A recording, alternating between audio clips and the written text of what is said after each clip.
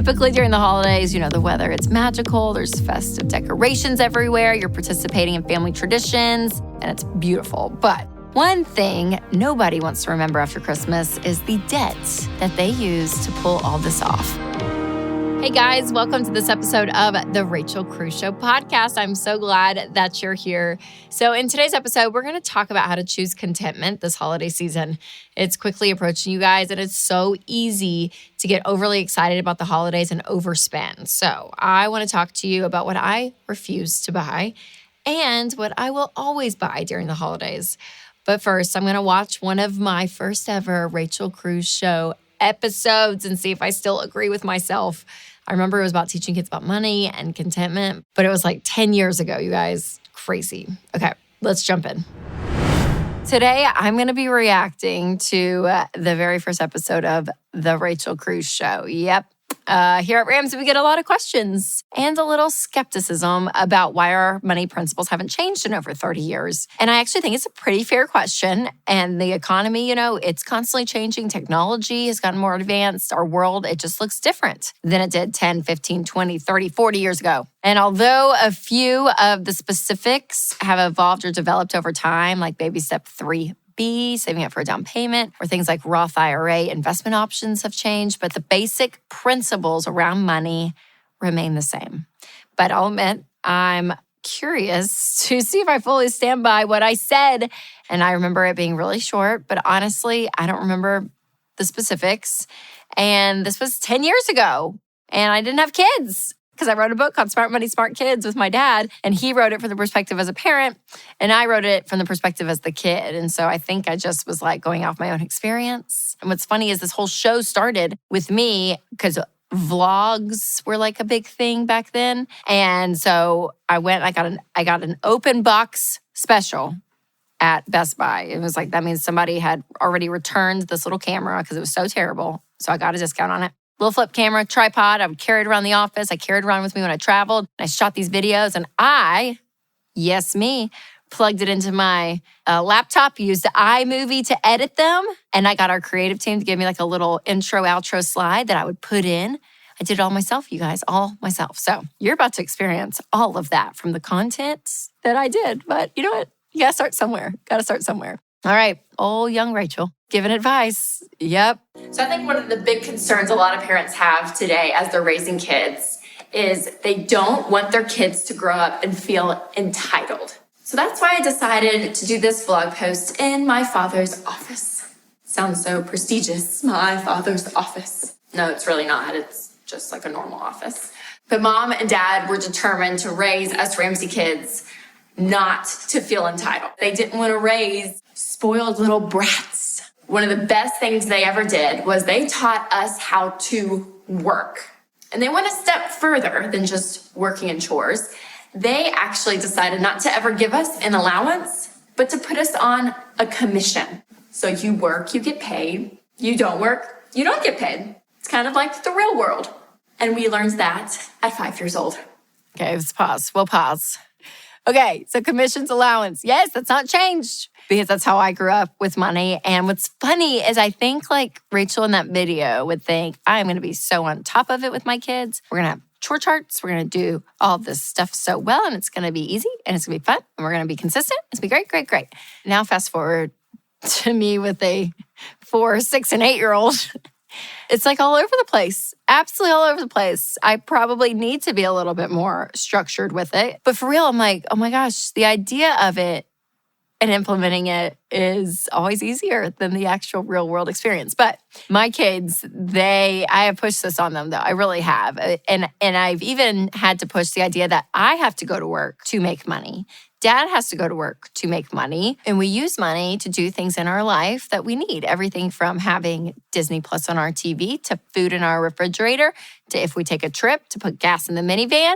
Like all the things that this life offers, most of it you have to have money in order to drive and eat and do all this. And where do we get money? We get it from work. So we have that conversation a lot when I have to leave for work or my husband's leaving, and we talk about that. They know that. They know it takes money to buy things, which is great. And now it's so funny because they actually, my girls especially, they want to do stuff to earn money because now they want to buy. And what Rachel in that video didn't know is that you can buy anything on an Amazon app on your phone like that. Like, I don't think I realized how quickly our stuff can accumulate and how quickly we can get stuff, which makes it, I guess, convenient. But also for my kids, they just like want things so quickly. So, but the commission versus allowance, earning money and having my kids work and earn, especially are my 2 older girls. Yeah, it's still tried and true. And I still believe it. So, okay, let's keep going. I think I'm going to keep going. And working. The study explains that 96% of parents say that their kids are responsible for summer chores regardless of age. And I heard that and I just wanted to say,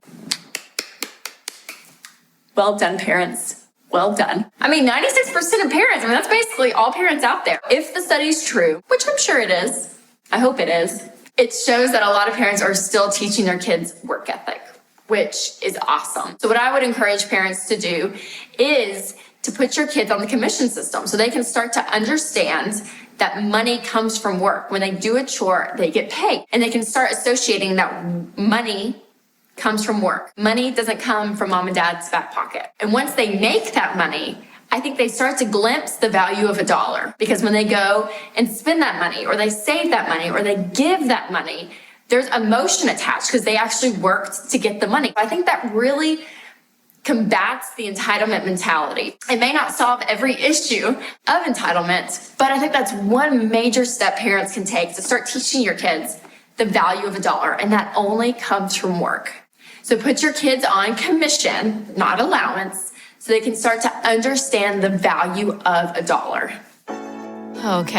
Okay. So, I wish my kids understood a value of $1 and it came that easy. It's a little bit more difficult than that. But the idea, yes, that it is attached to work, I think is huge. So I would still agree with that. And the give, save, spend model, y'all. I mean, it's what I said 10 years ago, and it's what I still do believe. I'm like, all 3 of those things need to happen. I even say that to adults, like call the Ramsey show. And like, what do I do with this, money I have? And it's like, you do all 3 things. You got to give some, you got to save some, you can spend some. So all that is so true. But man, there I was giving advice. And I would say most of it, definitely agree with. It's a little harder in real life to put into practice, but it is all very true.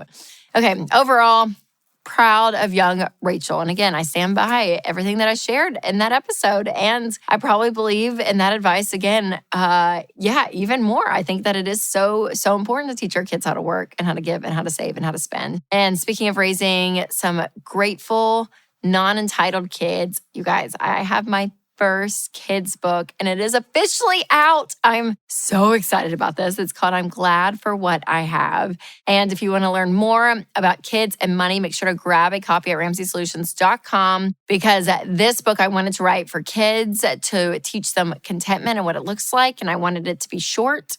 You're welcome, parents.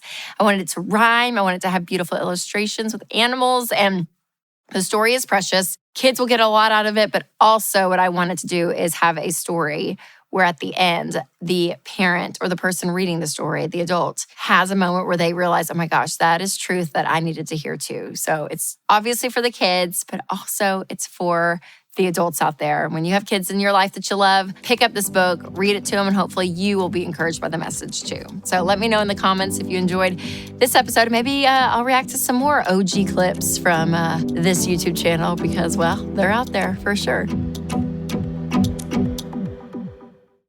Hey guys, it's Rachel. If healthcare costs are increasing while your available choices are decreasing, check out Christian Healthcare Ministries. CHM is a biblically based health cost-sharing ministry, and it's an affordable alternative to health insurance. Find out more at chministries.org/budget. That's chministries.org/budget. Today, I'm going to talk about what I refuse to spend money on during this holiday season. So if you're like me, you probably have had some years where you've really overspent. The common struggle is real, you guys. Yes. And it's so easy to overspend on the holidays because number one, you're busy, you're running and gunning. Number two, you're having fun. And that is usually why people overspend. It's because they're like, hey, I'm going to parties and I'm buying gifts and we're doing all this fun stuff and it's so great. And you just end up overspending because of all the joy and all the fun. And typically during the holidays, the weather, it's magical. There's festive decorations everywhere. You're participating in family traditions. And it's just, so great. It's like nostalgia all the way around and it's beautiful. But unlike nostalgia, one thing nobody wants to remember after Christmas is the debt that they use to pull all this off. And you do not want to receive a massive credit card bill in the mail come January. So I want to share a few things with you guys that I will not be spending money on this holiday season. The first thing I won't spend money on this holiday is promo subscriptions. So all these subscriptions, whether it's boxes or other things, it's like cosmetic subscriptions or clothing or food delivery services or like all this stuff. There's all these subscriptions out there. And when it comes to essentials like that, just buy what you need when you need it. And a common problem I hear people talk about a lot, especially after the hustle and bustle of the holidays, is that they just have too much stuff. And businesses are really good at what they do, you guys. They have marketers that know exactly how to make you spend money. So don't be tempted by your favorite influencer or catchy holiday coupon code this year because all the subscription stuff will be coming out with deals and all this stuff. But listen, it's just more access, stuff you probably don't need. So just keep it simple and say no. Now, the second thing I will not be spending money on this year is new outfits for special events. So, man, this one will get me because 'tis the season now to repurpose what we have, okay? This is my goal is not to go out and buy a new outfit for all the stuff because whether it's like a work, a party that we have, or we're going to get Christmas card pictures done, or we have, a neighborhood Christmas party, or we have a friend's party, or like all the things are everywhere. And it's so easy to be like, oh my gosh, I want a fun new dress, or I want this or that. And again, it's fun to do sometimes. But for me personally, this year, I'm challenging myself to just look in my closets, see what I have, revisit some of the pieces that are already in there, and keep moving. Because as you all know, if you watch the show at all, clothes, those are kind of my weakness. And it's so easy to justify if it's like, oh, it's just a $20 sweater from Target or like whatever it is. It's not that expensive. It's okay. But it's more about the practice and the challenge of being like, I don't need it. I don't need it. So we're going to repurpose outfits and not buy a new outfit for every holiday thing. The third thing I'm not going to spend money on this year is new Christmas decor. So Home Goods and Target, oh my gosh, they're always calling my name of like all the stuff. But what we did about 3 years ago is Winston and I, and we did spend a good amount of money just to say, okay, we're going to get all of our Christmas decorating pieces, whether it's trees or ornaments or garland for our house. And we're going to just buy it and we're going to repurpose every single year. And can I tell you, it's been a game changer because when we did that, we saved up money because we really didn't buy a ton of Christmas stuff throughout the years. My mom handed me down a ton of her old stuff that we just ended up using. And we moved into our new house the second Christmas. I was like, okay, my goal is by the second Christmas, I want to save up money and get things done around the house, get what we want, and that's it. So that I'm not tempted when I go into Target and like see all the stuff. I don't need it because it's already done. And you guys, this is our third year on our Christmas decor, and I'm so happy with it. I really am. So I can confidently say I will not be buying Christmas stuff because we already did it, and I put a hard line in the sand for myself. I'm not going to buy it, and I'm going to stick to it. All right, the fourth thing that I will not be spending money on are the gingerbread house kits. Y'all, for some of you, this is like the most magical, wonderful thing. And their kids just sit there and they're like, oh, this is great. We're going to do this and this and this. And we're going to put this and we're going to do that. And look how great it all is. And it's so peaceful and magical. And there's hot chocolate and Christmas music. And it's fine.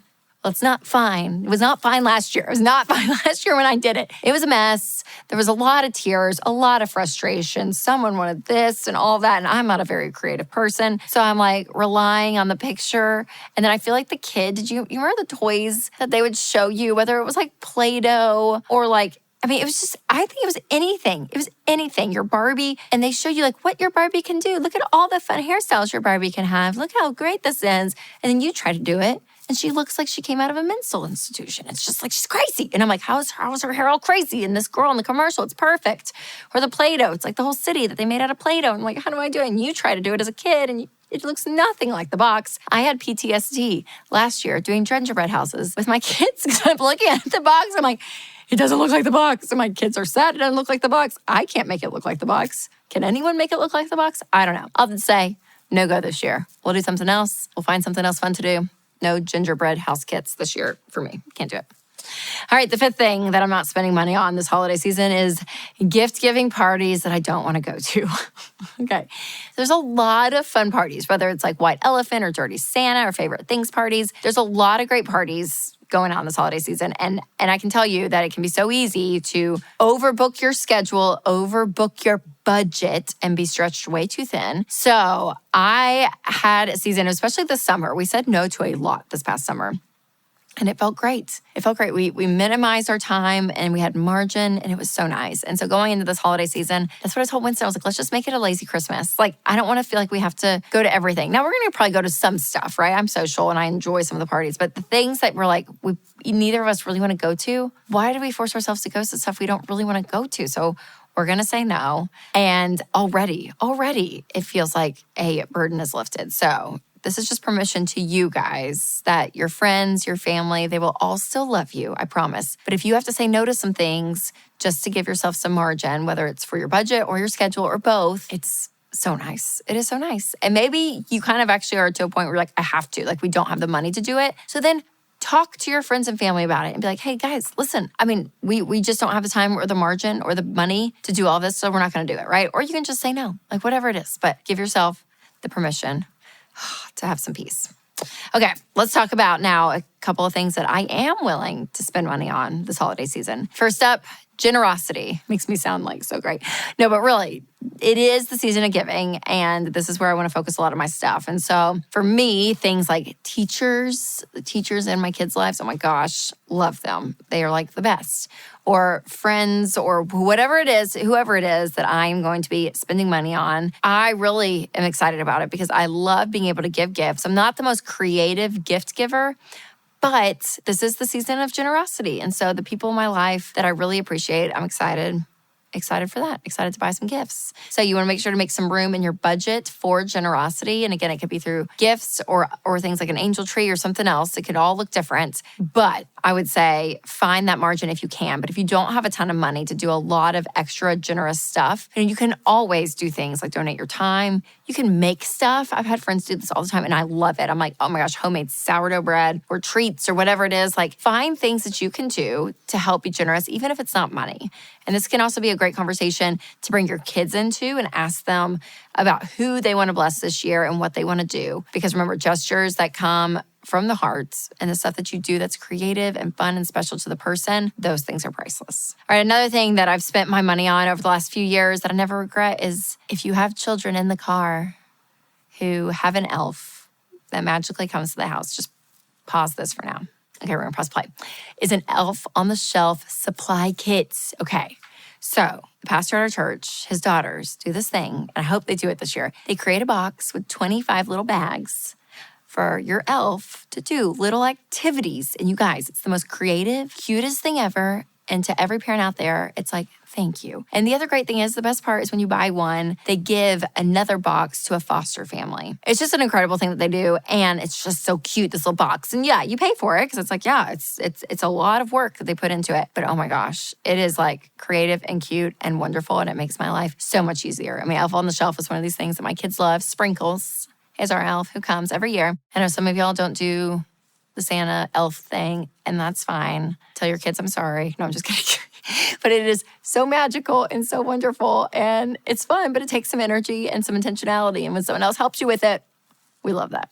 All right, if you've noticed the theme so far, you're not wrong, because experiences is one of the things that I love to spend money on in our household and in our family. Which brings me to the last thing that I will spend money on this holiday season is family board games. So just like teaching your kids about generosity or making memories with Elf on the Shelf, board games are a small expense that can make a huge difference during all of that family time you guys have on the calendar when the kids are out of school and everyone's around. So one of my most recent favorite games to play with my kids are Tapple and Telestrations. So Tapple is a really fun game because there's like this timer and you get a category and you're like, okay, you have to say a word within the category whatever the word you pick, the letter starts with, you press it down and you go all the way around. It's like, it goes back and forth. It can be kind of competitive. It's on a timer, which makes everyone's adrenaline just go, and it's so fun.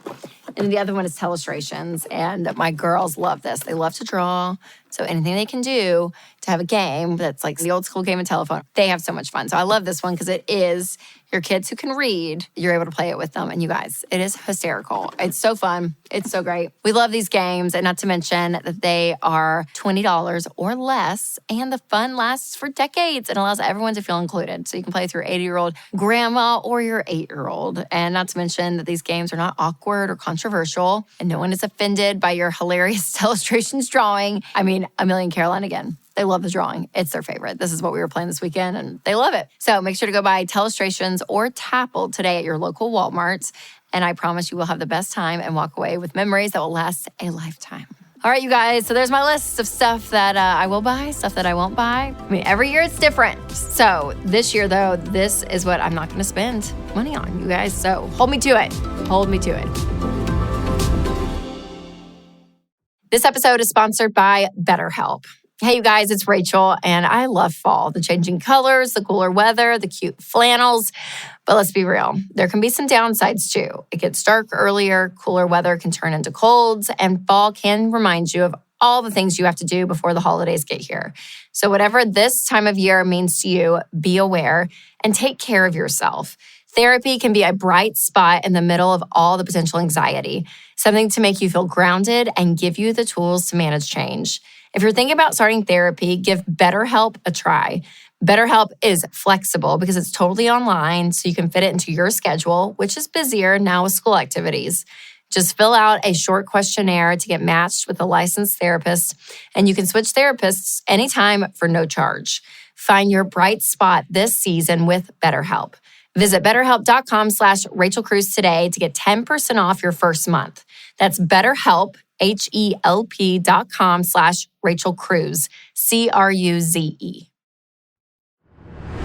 Just remember, don't let friends or family or social media peer pressure you into ditching your budget this holiday season and setting you up for failure next year, okay? You got this. Stick with your boundaries, have a plan in place, because there's plenty of time to be intentional to draw those boundaries for this holiday season. So if you need a tool to help you create and stick to a plan, check out the EveryDollar budgeting app. It is my favorite. Give it a try today, and I promise that you'll have a little more margin and peace by Christmas.